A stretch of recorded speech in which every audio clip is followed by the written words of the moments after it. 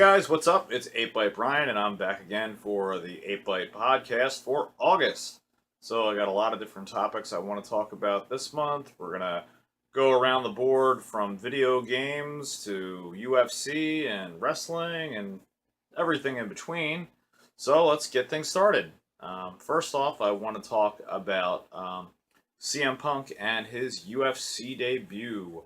Now, CM Punk debuted in UFC at UFC 203. Now, this was after he left the WWE some time ago, after he was disgusted with feeling that he didn't get enough face time as a face, and that basically the WWE just didn't appreciate what he brought to the table. So he decided to leave the WWE and, go pursue his career elsewhere. So for 2 years, CM Punk, Phil Brooks, he trained in mixed martial arts fighting. Now, he already had a background in Taekwondo, I believe a little bit of judo, kickboxing, and his other already very well established wrestling skills. Now, he went and trained for 2 years, really getting himself much more toned, much more lean. To be able to handle, the octagon, which is UFC. Now, his first debut fight was against Mickey Gall, and I have to say, after watching the fight, I saw on YouTube, I didn't actually see it live, CM Punk got his ass handed to him soundly. The start of the match, he comes off in a very loose, abridged kickboxing stance, almost, almost like he's ready to box, or I guess he still is so used to being in the wrestling ring. He has such an open stance. And right at the gate, Mickey just takes him down within like the first 3 seconds. So whatever CM Punk had planned, it went right out the window.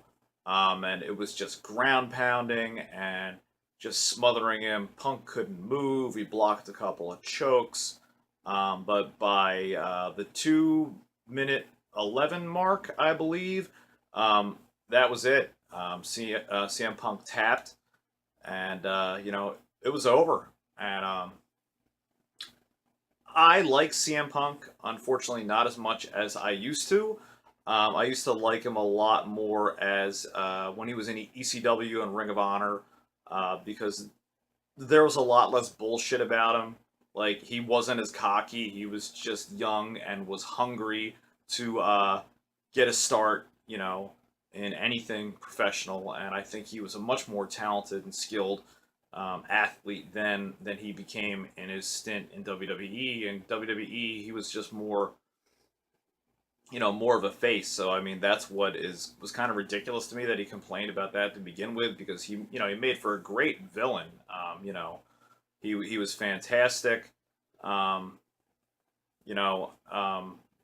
Just being the bad guy, and so I don't understand what his beef was to begin with. He just seemed to get really cocky and really greedy, and best in the world, not by a long shot. It was best because Vince McMahon decided to script him to be the best for a long time, but certainly not because of his in-ring skills. So, seeing someone like Mickey Gall, take him down, who's someone who has trained, I believe, for 15 years in a wide variety of mixed martial arts, so, a laundry list compared to CM Punk, who had only trained for 2 years, even though he did have some, martial arts experience to begin with.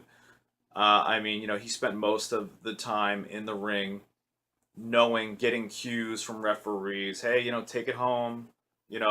Knowing I got to lose this match. This is what I got to do. And he could be liberal about how he performed in those matches. And it's just not real. I'm sorry. I hate to burst your bubble. If you don't know wrestling's fake by now, I really don't know what to say. But, sure, yeah, wrestlers that, I love watching, you love watching, everybody loves watching, yeah, they get banged around, but it's nothing compared to, UFC. So it was almost an insult, for him to go into UFC and saying that, he thought he basically could do what they do for 15, 20 years of training in 2 years. It's just disgusting. And you could see all of his fans that were there at the event.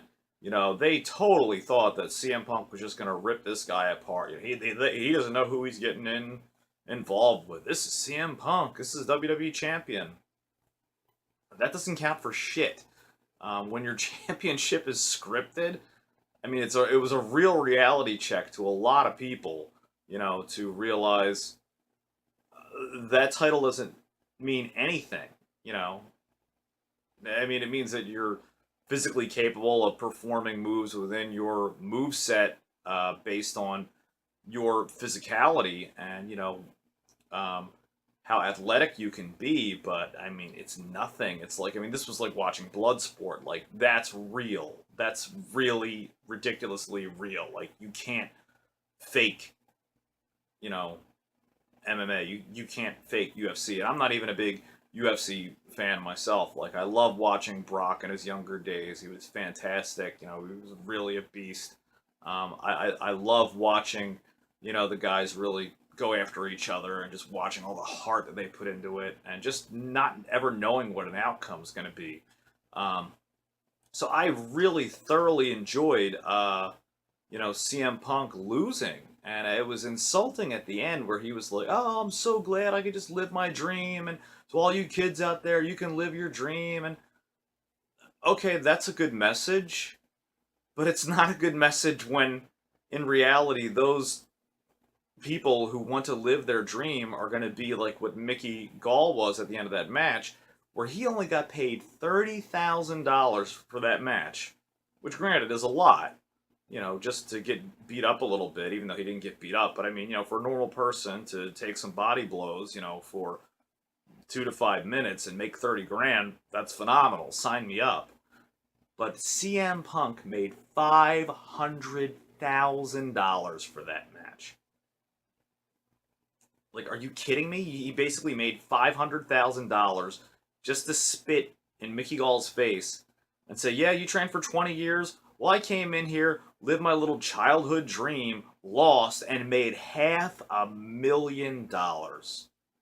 What an asshole. I honestly hope that the UFC, their board of directors and whatever, really sees that, yeah, he's a draw to sell tickets. I get why they let him try to pursue his dream. But they just need to be like, you know what? For the dignity of the sport, we cannot allow you to compete again. Because it's insulting to every other fighter in the UFC that has trained their whole life and didn't get any easy breaks, having someone hand them a title in the WWE, and just coasting along, with that fame and with that whole, WWE background behind them, and then taking that very, very light athletic experience that you put through in that and taking it into a venue of like UFC. I mean, it's you can't get much more apples to oranges than that. I mean, nobody cut these guys a break. Nobody said, "Hey, I like you. You're going to be the champion, from now on." No way. I mean, you have to fight to even get your debut spot, to claw your way to the top. So, and aside from a few, very few UFC fighters, unless you're a diehard fan, nobody really knows who these guys are. I mean, pretty much all anybody knows is like Brock Lesnar. Honestly, that's all I really know because I'm not a UFC person myself. So, I just think that it's disgusting, his fake little speech that he gave after making $500,000. So I hope we don't ever see him in the UFC again in another match. And CM Punk, I'm glad you lost. I hope that that slice of humble pie digested well. In some other wrestling news, a little bit sadder, I'm sure many of you have already heard of this by now, but Mr. Fuji passed away on August 28th at the age of 82.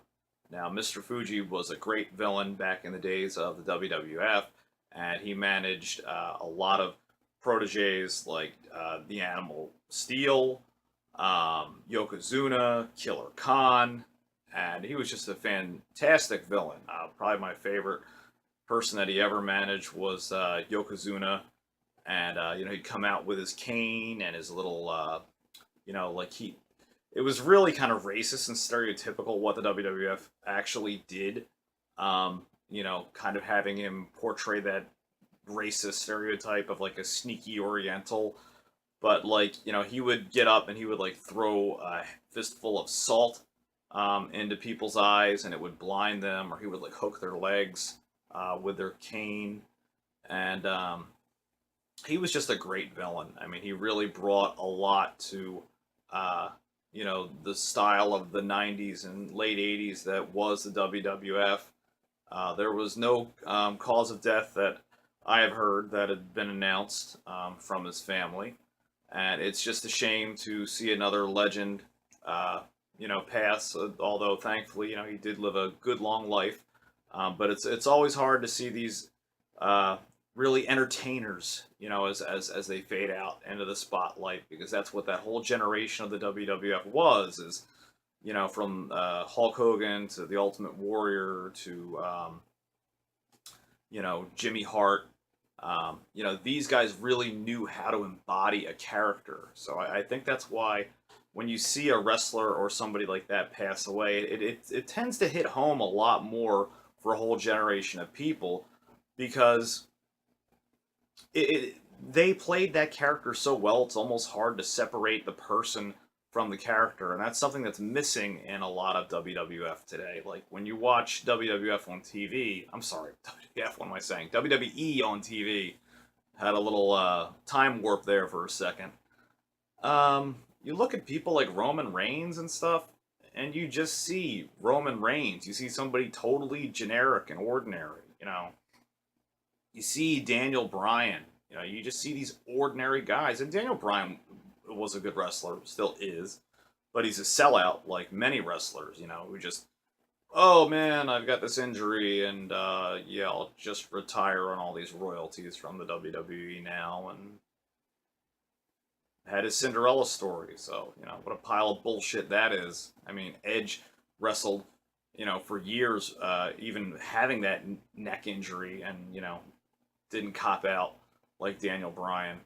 So hate to get off topic there, but yes, a very sad loss, as we lost one of the greatest managers and wrestlers of the golden age of wrestling. With against people like Gorgeous Boy George and other famous wrestlers of the time period. Mr. Fuji, gone at 82. Sorry to see him go. Alright, so are you sick of only being able to play Mario Brothers on your Nintendo at home? That you can only buy it from the Wii shop? That you can only play it on a console? Well, there's good news. Shigeru Miyamoto recently announced that Super Mario Run will be released sometime soon for Apple operating systems. Now what this is basically, it's a fixed runner where Mario's running at a fixed speed, and the player taps the screen to make Mario jump and collect coins and avoid enemies and obstacles before the timer runs out. The graphics look really good, and they look just like Super Mario World. Now, there hasn't been an official release date planned for this, but we're expecting to see something around holiday of 2016, maybe early 2017, where they'll announce a price point and a release date for it. There's also going to be a multiplayer mode where you can race against your friends called Toad's Rally. And that's where you can race against 4 other opponents, 4 total, on your friends list, and you can compete, I would have to imagine, on the same screen, or maybe they'll do some type of little split screen thing.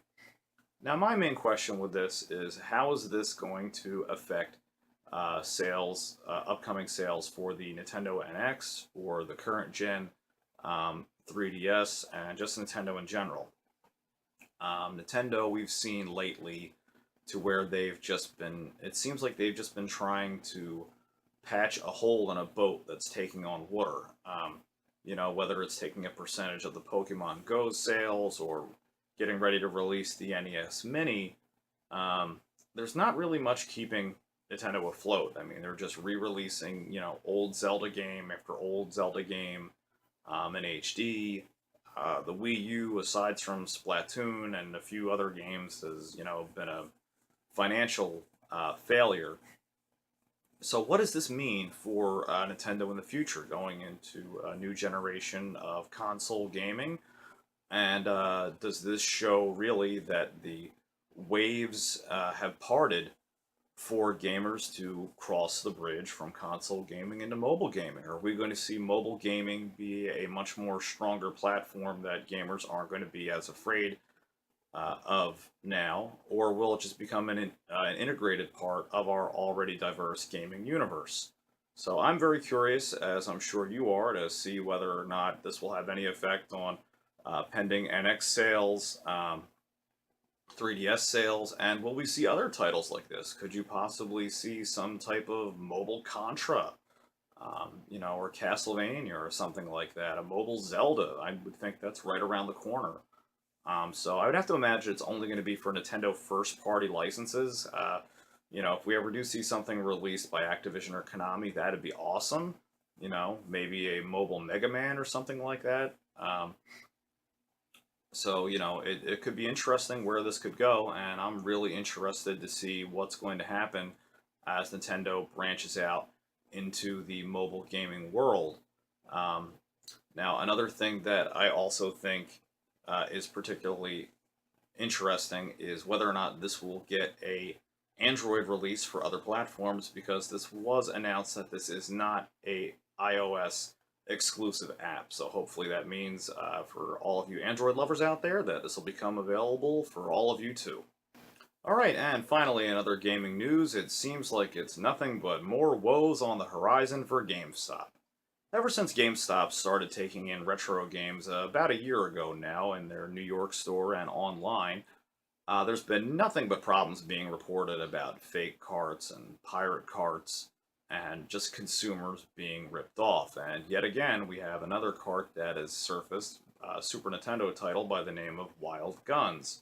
Um, Now, I think that GameStop really needs to be held accountable for releasing fake games out into the marketplace. It shows no certainty for consumers when you're buying a game like Earthbound or Chrono Trigger or something like that. That these games cost hundreds and hundreds of dollars. 90, $100, $500. And that's just like loose. I mean, and they showed originally that they were going to go through such a really detailed process, making sure that the games are going to work, the consoles are going to work, that everything would be fine, that it would be real, there wouldn't be any counterfeits. And while it is a small percentage of the games, I mean, it's getting blown out of proportion because of the way they're reported. It's probably less than like 5% that are coming back fake. It's enough to where you have to look at GameStop as being the biggest retailer, um, really, franchise retailer left that still is in the video game business, and yet there seems to be no repercussions for this company. They're just like, oh well, you can just have your money back as long as it's within this period. We'll refund your money, and no actions being taken against them. I personally view this myself as a gamer and just as a consumer, that where I think GameStop needs to be held under stricter regulations, to protect consumer rights. You wouldn't go into like a department store and it would come out on the news that, they got a fake supply of t-shirts or handbags or something like that, and they would just refund people money and that would be it. That company would probably, incur large fines. People might lose their jobs over it. It might have to be something that'd be settled at court. And I see this the same thing as with GameStop. GameStop needs to be the first line of defense, to where they know that what they're selling to the consumer is a legitimate, authentic item. It's not just about the fact that, okay, you got your $200 back for that game. You're losing consumer confidence. And for someone who's supposed to be the figurehead for, really the gaming, I won't say the gaming world, but as a gaming retailer across the world in general, they just need to be held to a higher standard. Most people if you're not into retro gaming, you know, if you're just a normal gamer that maybe, well, I won't say normal, but if you're just a regular person who's, you know, hey, I just got an Xbox One, I got a PS4, I don't care about NES, I don't care about older games, I just like this generation of games, you know, I work, I'm busy, so maybe that's your thing, you're only interested in what's coming out now. So for them, they don't really see the retro game stores like a lot of us do. You know, they're not thinking about going to their mom and pop corner store to pick up some Super Nintendo stuff or to trade stuff in, and they don't think of the effects that GameStop has on what these retailers make. So for GameStop, where it gets the luxury of just being the last man standing, you know, as far as the video game franchise goes, um, you know, that really helps their business a lot. I mean, who is there to go to? Best Buy? Walmart? I mean, that's pretty much all that's left. And you don't really think video games when you think Walmart and Best Buy, I guess, but, you know, it's a pretty terrible selection. So I just think that, you know, there needs to be maybe, I don't know about regulation, but there just needs to, something needs to happen to where they really tighten up their ship a lot more, and it shows that the consumer can have faith knowing that they're buying, you know, a legitimate copy of a game instead of just, you know, like, whoops, you know, our bad, you know, it's, you can't just pull a whoops and everything's fine. And it's happened so many times now to where I think that something really does need to be put in place to ensure that gamers and consumers are not getting ripped off. All right, guys, that's going to wrap it up for this month's all right, guys, well, that's going to wrap it up for the August edition of the 8byte Podcast. If you got any topics that you want to see me talk about on the podcast, remember, use that hashtag at 8byte Podcast on Twitter, and I always want to hear what's on your guys' mind. So, until next time, keep it retro. Hey guys, if you liked the video that you just watched, go ahead and hit that subscribe button down below. And if you do the Facebook, Twitter thing, follow me at hashtag #GameRetro. See you next time.